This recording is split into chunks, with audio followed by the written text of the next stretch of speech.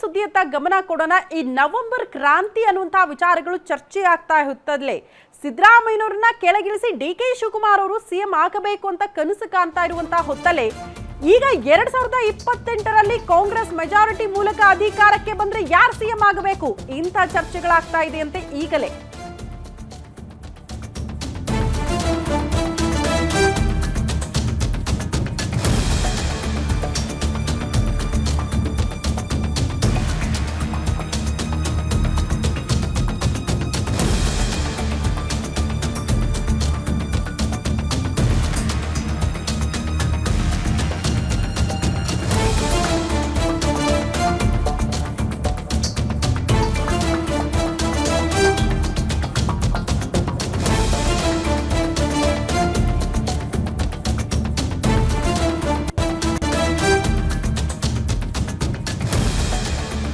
November ಕ್ರಾಂತಿ ನಡುವೆ next ಎಲೆಕ್ಷನ್ಗೆ ಸಿಎಂ ಸ್ಪರ್ಧೆಗೆ ಒತ್ತಡ ಅಂತೆ.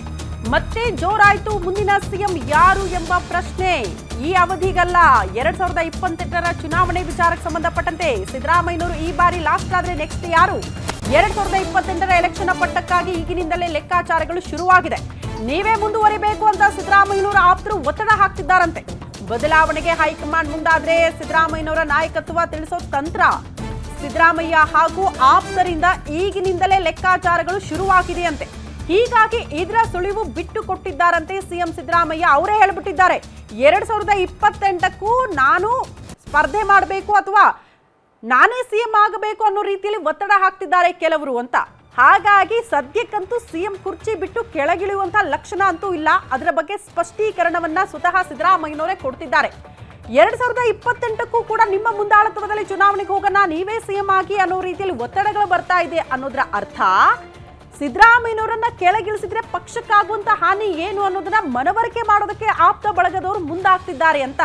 ಹಾಗಾಗಿ ಆರಂಭದಿಂದಲೂ ಹೇಳ್ತಾ ಇರೋದು ಸಿದ್ದರಾಮಯ್ಯನವರನ್ನ ಕೆಳಗಿಳಿಸೋದು ಅಷ್ಟು ಸುಲಭ ಅಲ್ಲ. ಒಬ್ಬ ಮಾಸ್ ಲೀಡರ್, ಅವರ ಬೆನ್ನಿಗೆ ಇರೋದು ಅತಿ ದೊಡ್ಡ ಶಕ್ತಿ ಅಂದ್ರೆ ಅದು ಅಹಿಂದ ಶಕ್ತಿ. ಅವರೆಲ್ಲರನ್ನ ಕೂಡ ಎದುರು ಹಾಕಿ ಅವರನ್ನ ಕೆಳಗಿಳಿಸಿ ಪಕ್ಷವನ್ನ ಮುನ್ನಡೆಸೋದು ಕಷ್ಟ ಆಗುತ್ತೆ ಅನ್ನೋದನ್ನ ಮನವರಿಕೆ ಮಾಡೋದಕ್ಕೆ ಆಪ್ತರು ಮುಂದಾಗ್ತಿದ್ದಾರೆ. ಹಾಗಾಗಿ 2028ಕ್ಕೆ ನೀವು ಸಿದ್ದರಾಮಯ್ಯನವರು ಇರೋದಿಲ್ಲ ಸಿಎಂ ಸ್ಥಾನದಲ್ಲಿ ಅಂತ ಆದ್ರೆ ಅದಕ್ಕೆ ಪರ್ಯಾಯ ನಾಯಕರು ಯಾರು ಸಿಎಂ ಆಗಬೇಕು, ಯಾವ ಸಮುದಾಯದಿಂದ ಸಿಎಂ ಆಗಬೇಕು ಅನ್ನುವಂಥ ಚರ್ಚೆಗಳು ಈಗಿನಿಂದಲೇ ಪ್ರಾರಂಭ ಆಗಿದೆ ಅನ್ನೋದ್ರ ಬಗ್ಗೆ ಮಾಹಿತಿ ಸಿಗ್ತಾ ಇದೆ. ಯಾಕಂದ್ರೆ ಈ ಹಿಂದಿನಿಂದಲೂ ಕೂಡ ದಲಿತ ಸಿಎಂ ಆಗಬೇಕು ಅನ್ನುವಂಥ ಕೂಗು ಕೂಡ ಇದೆ. ಒಂದು ಬಾರಿ ಆದ್ರೂ ನಮಗೆ ಅವಕಾಶ ಸಿಗಬೇಕು ಅಂತ ಅವರು ಪಟ್ಟು ಹಿಡಿದಿದ್ದಾರೆ. ಅಲ್ಲಿಗೆ ಒಂದು ಅರ್ಥ ಮಾಡ್ಕೊಳ್ಬೇಕಾಗಿರುವಂತಹ ವಿಚಾರ ಅಂದ್ರೆ ಏನು, ಕಾಂಗ್ರೆಸ್ನಲ್ಲಿ ಇರುವಂತಹ ಬಹುತೇಕ ಅರ್ಧಕ್ಕರ್ಧ ನಾಯಕರಿಗೆ ಡಿ.ಕೆ. ಶಿವಕುಮಾರ್ ಅವರು ಸಿಎಂ ಕುರ್ಚಿಯಲ್ಲಿ ನೋಡೋದಕ್ಕೆ ಇಷ್ಟ ಇಲ್ಲ ಅಂತ. ಈ ಬಾರಿಯಲ್ಲ, ಮುಂಬರುವಂತಹ ಎಲೆಕ್ಷನ್ ಅಲ್ಲೂ ಕೂಡ ಮೆಜಾರಿಟಿ ಮೂಲಕ ಕಾಂಗ್ರೆಸ್ ಅಧಿಕಾರಕ್ಕೆ ಬಂದರೂ ಕೂಡ ಡಿ.ಕೆ. ಶಿವಕುಮಾರ್ ಅವರು ಸಿಎಂ ಆಗಬಾರ್ದು, ನಾವ್ಯಾಕ್ರಿ ಬಿಟ್ಕೊಡ್ಬೇಕು, ನಾವು ಕೂಡ ಬಲಿಷ್ಠ ಸಮುದಾಯದವರು, ನಮಗೊಂದು ಸ್ಥಾನ ಸಿಗ್ಲಿ ಬಿಡಿ, ನಮ್ಮವ್ರು ಸಿಎಂ ಆಗ್ಲಿ ಬಿಡಿ ಅನ್ನುವಂಥ ಆಸೆ ಇಂಗಿತವನ್ನ ಕೆಲ ಸಮುದಾಯರು ಹೊಂದಿದ್ದಾರೆ. ಅದರಲ್ಲಿ ಪ್ರಮುಖವಾಗಿ ದಲಿತ ಸಮುದಾಯದಿಂದ ಒಂದ್ಸಾಲಿನಾದ್ರೂ ಸಿಎಂ ಆಗ್ಲೇಬೇಕು ಅನ್ನುವಂತಹ ವಿಚಾರಗಳನ್ನ ಪ್ರಸ್ತಾಪ ಮಾಡ್ತಿದ್ದಾರೆ ಸಿದ್ದರಾಮಯ್ಯನವರ ಆಪ್ತ ಬಳಗದಲ್ಲಿದ್ದವರು. ಒಂದು, ಸಿದ್ದರಾಮಯ್ಯನವರನ್ನೇ ಮುಂದುವರಿಸಬೇಕು, ಸಿದ್ದರಾಮಯ್ಯನವರೇ ಮುಂಬರುವಂತಹ ಎಲೆಕ್ಷನ್ ಅಲ್ಲಿ ಗೆದ್ರು ಕೂಡ ಅವರೇ ಸಿಎಂ ಆಗಿರಬೇಕು. ಇಲ್ಲ ಅವ್ರನ್ನ ಕೆಳಗಿಳಿಸ್ತೀವಿ, ಅವ್ರು ಲಾಸ್ಟ್ ಅಂತ ಆದ್ರೆ ನಮ್ಮ ಸಮುದಾಯದಿಂದ ನಾವು ಒತ್ತಡ ಹಾಕೋಣ, ನಮ್ಮವ್ರು ಯಾರಾದ್ರೂ ಸಿಎಂ ಸ್ಥಾನದಲ್ಲಿ ಕೂತ್ಕೊಳ್ಳಿ. ಇಂಥ ಲೆಕ್ಕಾಚಾರಗಳು ಈಗಿನಿಂದಲೇ ಪ್ರಾರಂಭ ಆಗ್ತಾ ಇದೆಯಂತೆ.